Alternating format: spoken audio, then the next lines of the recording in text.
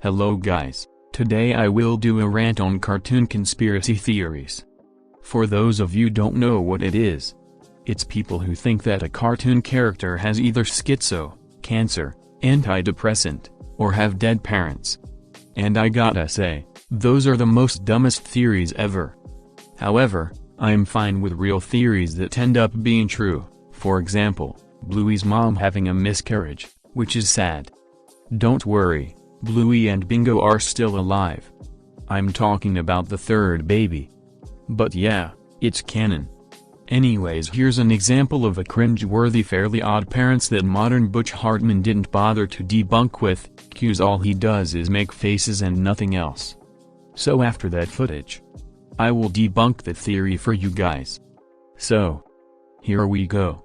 There's a theory that Timmy Turner's Fairly Odd Parents are actually a metaphor for his antidepressants. In the intro song, it says they showed up on a dark and gloomy day and made everything feel better. So this theory states that Cosmo and Wanda actually represent the real-life antidepressants Zoloft and Prozac. Now Cosmo, representing Zoloft, is the medication that makes you giddy and excited, which lines up exactly to Cosmo's character. Now Wanda represents Prozac, which tends to make you more analytical and focused, which also lines up with her character. Now you can see the parallels throughout the show. Whenever Timmy abuses magic, aka antidepressants, is where he falls into trouble. Now this theory gets even deeper because if you think about it, Mr. Crocker was known to have fairies before, and if fairies represent antidepressants, that means Mr. Crocker might have been a drug addict, which is why he seems very unhinged in the show. What the hell? That theory makes no sense. If Crocker and Timmy both have antidepressant, then how come in this trilogy, the exterminators revealed the fairies in front of almost every human's eyes, like AJ, Chester, Timmy's shitty parents, and probably more? So that's wrong. Second of all, I don't think Timmy isn't allowed to take drugs, he's a kid. The reason why he gets in trouble with wishing, is because Timmy didn't know better. That's also an epic fail on that retarded theory. As for the rest about Cosmo and Wanda, I have no idea what this guy was saying. Probably too complicated shit for my autistic ass.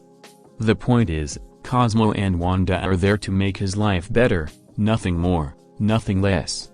And don't get me started on the Phineas and Ferb theories. Oh my fucking god. Those theories are so strange and cringe.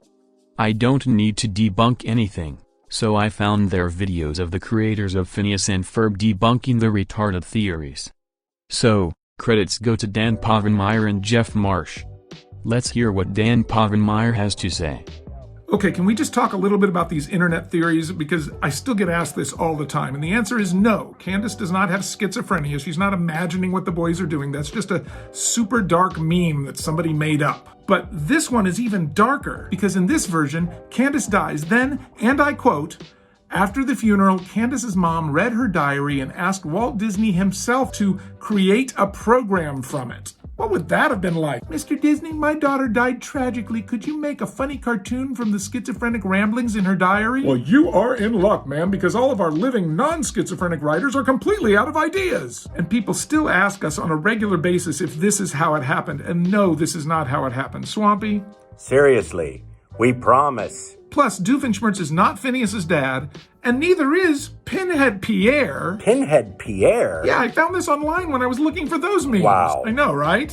Okay, a few days ago I made a video debunking some of the online theories about Phineas and Ferb, one of which I said Doof is not Phineas's dad.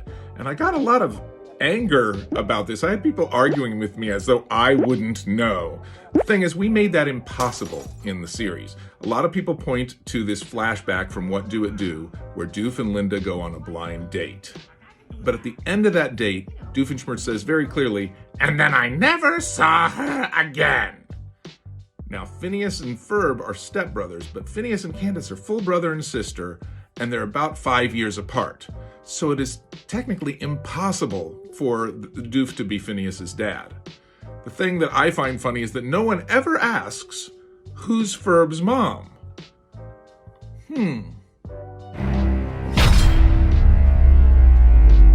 I'm just kidding, it's not her. But yeah, seriously though. Cadence does not have schizophrenia and Doof is not Phineas' dad, because his mom is already married to someone else.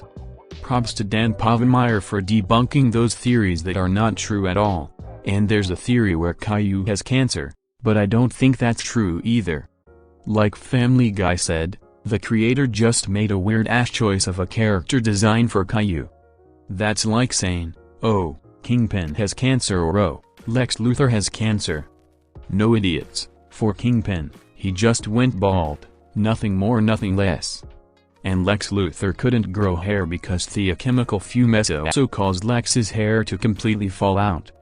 Enraged, he has lost years of research but unwilling to accept responsibility for the fire. Luthor concludes Superman intentionally sabotaged his work, jealous of the young scientist's achievements, and swears revenge. So therefore, Caillou, Lex Luthor, and Kingpin do not have cancer. So there you go. So yeah, overall, those conspiracy theories are the most dumbest of them all.